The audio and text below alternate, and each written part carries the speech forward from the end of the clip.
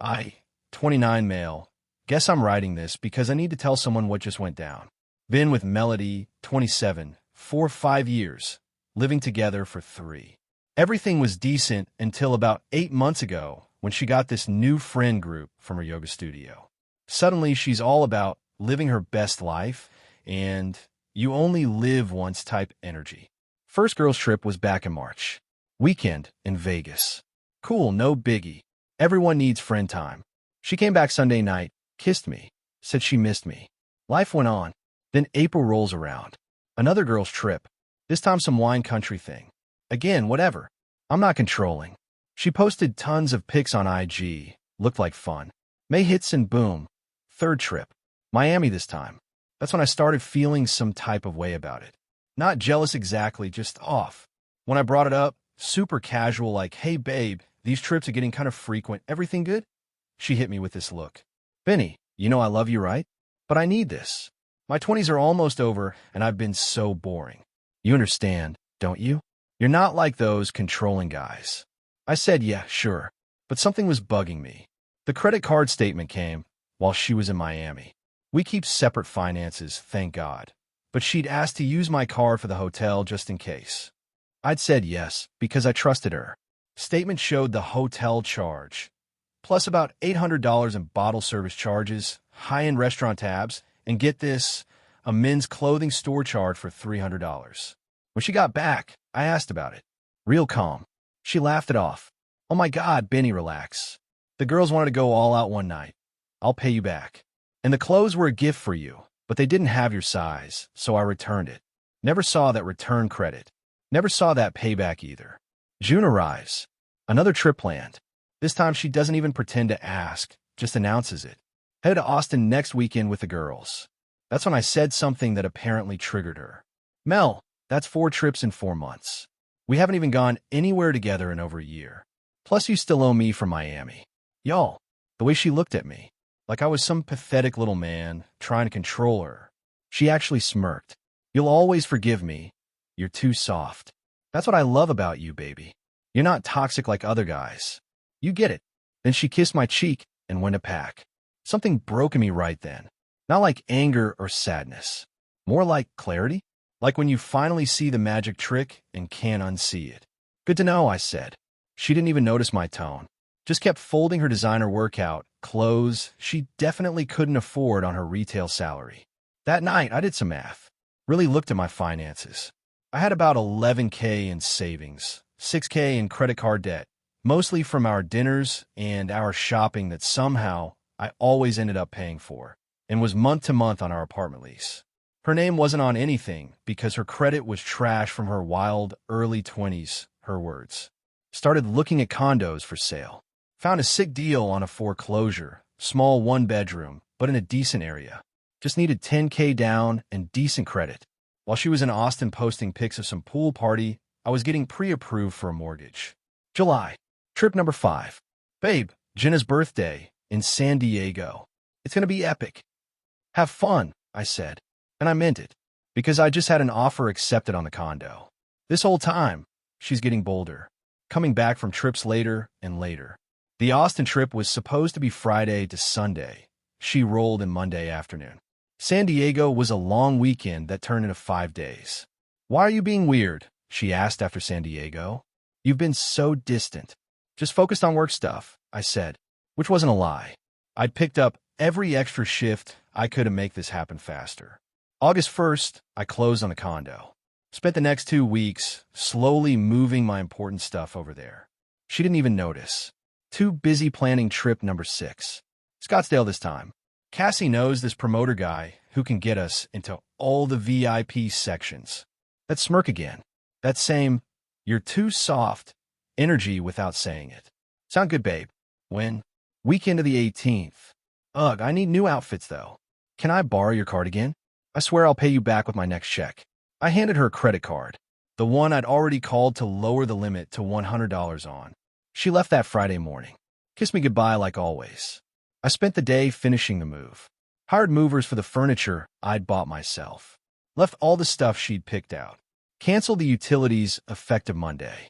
Dropped off my keys with the landlord with a note that I'd moved out and she'd need to figure out the lease herself. Transfer my half of our savings. We've been saving for a future house, about $5K each. Used it plus my personal savings to pay off my credit card debt completely. Fresh start. She started blowing up my phone Saturday evening. I knew that meant the card got declined. Didn't answer. She tried Venmo requesting me $500 for emergency. Declined. Sunday morning, got a text. What the F is wrong with the card? Then, Benny, seriously, this isn't funny. Then, had to borrow money from Cassie's friend. This is so embarrassing. Then the phone call started. Sent them all to voicemail. Monday afternoon, based on the text, she got home. Where is everything? Where are you? The landlord says you moved out? Benny, what the actual F? Then the voicemail that honestly made everything worth it. Benjamin, you better call me back right now. This isn't funny. I know you're mad about the trips, but this is insane. Where am I supposed to live? Where's my furniture? You can't just leave. I'll call the cops. This is theft. Call me back. The furniture she's referring to? The TV stand she picked out that I paid for. The couch, she had to have that one on my credit card. The bedroom set, that was a joint purchase, I fronted. Finally texted her back. Moved out. My stuff's in my new place. Your stuff is there. Landlord has your info for the lease. Good luck. Then I blocked her. Update 1. The entitlement escalation has been wild. So after I blocked Melody, she went full nuclear. But not in the way you'd think. Girl really thought she could manipulate her way out of this. First, she got her mom to call me. Now, I always liked Desiree, Mel's mom. Sweet lady, worked hard, dealt with a lot. But this call? Different energy entirely. Benny, sweetheart, what's going on? Melody's staying with me, and she's just devastated. She says you abandoned her. I kept it simple. We broke up. I moved out. She has the apartment. But honey, she can't afford it alone. You know that. How could you just leave her like that? The same way she left me every month for a girl's trip. Oh, Benny, you know how young women are. They need their freedom. You can't punish her for having friends. That's when I realized where Melody got it from. Desiree, she went on 6 trips in 6 months while we were supposedly saving for a house. She used my credit cards and never paid me back. I'm done. But where's she supposed to live? You have that good job. You can afford to help her get on her feet. She's an adult with a job. She'll figure it out. The guilt trips from her mom continued for days. Then came the flying monkeys, her friends. Cassie hit me up on IG. Forgot to block her there. You are seriously pathetic. Mel deserves better than a controlling broke ass who can't handle a strong, independent woman having fun. Jenna sent a long-ass text about how I was financially abusing Melody by trapping her in a lease and stealing her furniture. The best part? These are the same friends she was traveling with. The ones who knew she had a boyfriend at home paying for everything while she played single. But here's where it gets really good. About a week into staying with her mom, Melody created a new number and called me. I almost didn't answer, but something told me this would be good. Benny? Please don't hang up. Her voice was different, sweeter. That manipulation tone I now recognized. What do you want, Mel? Baby, I'm sorry. I see now how my trips hurt you. I was being selfish. Can we talk about this? There's nothing to talk about. I love you, Benny. We have 5 years together. You can't throw that away over a few silly trips. You're right. I can't throw it away over trips. But I can throw it away over being used, lied to, and disrespected. Then she hit me with, I called the apartment complex. They say if I don't pay or find a new roommate by the end of the month, it goes on my credit. Benny, you know my credit is already messed up. This will ruin me. Should have thought about that before trip number 6. I can't afford it alone. Then get a roommate. Or move back with your mom. Or ask Cassie since she's such a good friend. This is financial abuse. You planned this. You trapped me. Mel, you literally told me I'd always forgive you because I'm too soft. Remember that. Silence. Yeah, I remember. Turns out you were wrong. I didn't mean it like dash. You meant it exactly like that. You thought you could do whatever you wanted because soft little Benny would always be there. Well, surprise. She started crying. Not the real tears, though. That manipulative crying she'd do when she wanted something. Where am I supposed to go? My mom's place is tiny. I can't live there. Not my problem. You have a whole condo. I saw it on your friend's Instagram. You could let me stay until I figure things out. There it is. The entitlement. She really thought she could manipulate her way into my new place. Absolutely not. I'll be homeless. You have a job. You have family. You have all those friends you traveled with. You'll be fine. They don't have room for me. Funny how that works out. Then she switched tactics again. Benny, baby, we could work this out. I could move in with you. We could start fresh. I'll stop the trips, I promise. I'll get a second job to help with bills. Please. No. You're really going to let me be homeless over some stupid trips? I'm not letting you be anything. You're experiencing consequences. There's a difference. She went off. Called me every name in the book. Said I was abusive, controlling, manipulative, a narcissist, LOL, and that I'd rue the day I did this to her. Then, right before I hung up, you were supposed to take care of me. That's what boyfriends do. You're supposed to provide. I did provide. For 5 years. While you provided, what exactly? I gave you my best years. Your best years were spent spending my money on trips with your friends. If that's your best, I feel bad for whoever gets your worst. Hung up and blocked that number 2. Update 2. So the apartment situation resolved exactly how you'd expect. Melody couldn't find a roommate because, shocker, none of her travel friends wanted to actually live with her. Cassie was totally would but like my boyfriend and I are looking at places together. Jenna wished she could help, but her studio is perfect for one person. The others had similar excuses. She got evicted. It went on her credit report. According to mutual friends, ones who stayed neutral and still talk to me, she had a complete meltdown on social media about how the system is designed to keep women down and how her toxic ex orchestrated her downfall. Plot twist, though, remember that Austin trip where she came back a day late? And the San Diego 5-day extended weekend? Yeah, my boy Jerome, who works at a hotel downtown, hit me up last week. Yo, isn't that your girl? Send me a pic. It's Melody, at the hotel bar, with some dude in a suit who's definitely not any of her girlfriends. This was from back in July. When was this? Man, she's been coming here for months. Always weekends. Always with that same dude. They get a room and everything. I thought y'all were done, that's why I'm sending this now. Months. The girls' trips? At least half of them were her meeting up with this dude. The men's clothing charge finally made sense. But wait, it gets better. I'm at the grocery store last weekend. Who do I run into? Cassie. She tries to avoid me, but we're both in the checkout line. How's Mel doing? I asked. Not because I cared, but because I'm petty. She glared at me. She's thriving without your toxic ass. Oh yeah? Where's she living? CBF. That's none of your business. The cashier is scanning her stuff, and I notice it's all generic brand everything. Girl who used to flex designer everything is buying store brand cereal. You know what I asked my business, though? The $800 she owes me from Miami. That was a gift. Really? Because she told me she'd pay me back. Cassie's card got declined. She tried another one. Also declined. Shit, she muttered, digging for cash. That's when it clicked. She's staying with you, isn't she? The look on her face confirmed it. And let me guess, she can't help with groceries because she's getting back on her feet, right? Cassie grabbed her stuff after finding enough cash and stormed off. But I heard her mutter this was supposed to be temporary. The cherry on top came 3 days ago. New number, who dis? It's Melody again. This time, she's trying a different approach. Benny, I know you hate me, but I need help. I'm sick. What kind of sick? I might be pregnant. I literally laughed. Congratulations. Hope suit guy steps up. What? What suit guy? The one from the hotel.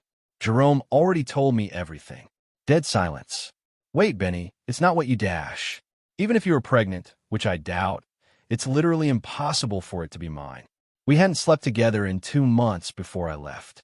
You were always too tired from your trips. I can explain, Dash. Don't. I don't care. Stop calling me. Wait. I'm not pregnant, but I am sick. I have a kidney infection. From stress. From being homeless. I need help with medical bills. You have insurance through your job. I lost my job. When? Last month. They said I called out too many times, but it was because of the stress you caused. The stress of consequences? I need help, Benny. Ask Sue Guy, or Cassie, or your mom, or literally anyone else. He blocked me, said I was getting too clingy. This is your fault. How was your affair partner blocking you my fault? If you hadn't left me, I wouldn't have needed him. The logic, the mental gymnastics, Olympic gold medal worthy. Mel, I'm hanging up now. Please stop contacting me. I'll die without help. You have parents. You have friends. You're not my responsibility anymore. But you love me. Past tense is correct. She sent about 50 texts after that, ranging from threats of self-harm, manipulation, to promises of revenge, LOL, to declarations of love, gag, to accusations that I'm probably gay because I didn't fight for her. Block that number too and change my phone number entirely. Done with the whole circus. Final update. Change my number, but forgot I'm still in some mutual friend group chats. The drama found me anyway. So Cassie kicked Melody out after a month. Apparently, Mel was bringing random dudes back to Cassie's place from the clubs, eating all her food, and not contributing a dime. The final straw was when she tried to borrow Cassie's credit card for another trip. Yeah, another trip. While homeless and jobless, she was trying to plan a getaway to clear her head. But here's the twist nobody saw coming. Remember Suit Guy? Turns out he's married. Has been the whole time. Melody apparently thought she was his side chick working her way up to main chick. Nope. She was side chick number 3, according to what Jerome heard for the Hotel Gossip Network. She found out when she showed up at his job, financial district, she'd stalked his LinkedIn, trying to surprise him and ask for help. Security escorted her out. His wife was there for lunch. It was a whole scene. So where'd she end up? Her mom's. In her childhood bedroom. The same one she swore she'd rather die than go back to. I know all this because Desiree called my work. Yeah, my work. Benny? It's Desiree. Please don't hang up. I'm not calling about you and Melody. I'm calling about Melody. How did you get this number? Your coworker Alana gave it to me. We go to the same church. Great. What do you want, Desiree? I need you to be honest with me. These trips Melody was taking, were they really with her girlfriends? I could have lied. Could have covered. But why? No, at least not all of them. She sighed, long and heavy. That's what I thought. She's been lying to me too. Said you were abusive and controlling. But Benny, she's doing the same thing here. Taking my credit card, disappearing for days, coming back with expensive things she can't explain. I'm sorry you're dealing with that. How did you do it? How did you walk away? Because I'm her mother and I want to kick her out. That hit different. Her own mom was done. I just realized I deserve better. So do you? She's saying she's going to sue you for illegal eviction and theft. I laughed. She can try. I have documentation of everything, including the credit card fraud. Credit card fraud? The purchases she made on my cards without permission. I never pursued it because I just wanted to be done. But if she wants to play legal games... Oh my. Benny, I'm so sorry. I enabled this, didn't I? We both did. She started crying. Real tears, not like Melody's manipulation tears. I don't know what to do. She's destroying my life now. Set boundaries. Stick to them. And maybe talk to a lawyer about formal eviction if you need to. 2 weeks later, I get a notification. I'm tagged in something on social media by an account I don't recognize. I check it against my better judgment. It's Melody. New account since I blocked all her old ones. She's posted a long rant about me with my full name, photos of us from when we were together, and a completely fabricated story about how I abused her, stole from her, and left her homeless for having friends. The comments weren't going how she expected, though. Girl, didn't you cheat on him with that married dude? LMAO, you took 6 trips in 6 months, and Maddie left. Team Benny TBH. This the same dude who paid all your bills? Skull. My favorite comment was from someone named Rochelle. Melody, you literally bragged about how he'd always forgive you because he was soft. Now you mad he wasn't? Clown face. She deleted the post within hours. But the best part? Remember how I paid off my credit cards? Well, I've been monitoring my credit report. Noticed some weird inquiries. Turns out, Melody had been trying to open credit cards using my information. Information she had from living together for 3 years. That's actual fraud. Went to the police. Filed a report. They took it seriously, especially with the documentation I had of her previous unauthorized purchases. She got arrested at her mom's house. Desiree called me crying, apologizing over and over. I felt bad for her, but not for Melody. The case is still pending, but her public defender already reached out about a plea deal. She's looking at probation and restitution instead of jail time if I agree. I probably will. Not because I'm soft, but because I just want this chapter closed. The condo life is good though. Furnished it exactly how I want. Started dating this girl from my gym. She's cool, has her own place, own car, own money. We go Dutch on dates. It's refreshing. Last I heard, Thrall,